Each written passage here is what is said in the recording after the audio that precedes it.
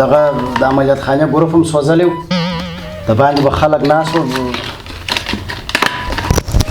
دا مې هم راوړي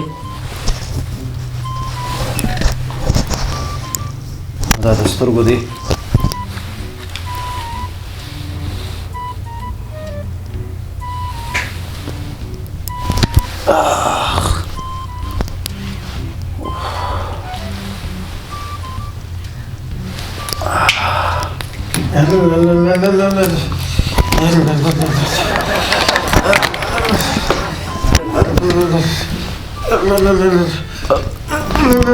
خیر کې په خیر راسه په خیر راسه په خیر راسه سلام علیکم ډاکټر صاحب. وعلیکم السلام. لکه شنه دې وپېژندم ډاکټر صاحب، پخوانی مریض دي یم. او خدای دې راوله په خیر راسه په خیر راسه مهرباني څه تکلیف و؟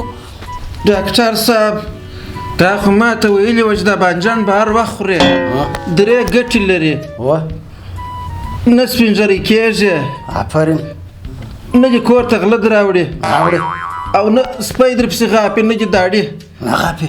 نو د خدای مسلمانه ته ما ته وګوره، زه په دا ځواني پر کم حال یم، صدقه مې کړم دې بانجان. زه یو ډاکټر ډاکټر سړی یم، درواغ نه وایم، زه خپل د وظیفه په ایمانداري سره سرته رسوم. څه چې ما ویلې چې زه خپل په قول کې صادق یم، رښتیا وایم، نه چې سپین ږیري کوي چې بانجان خورې په دغه ځواني کې دې کار درکوي، دا کار خلاص. دوهم راولاړېږي کور ته چې غله نه در راوړي، د غله به دا مجال یې چې ته همیشه بانجان خورې او ټوخی یم همیشه در سره یي، نو باره چې ته ټوخېږې،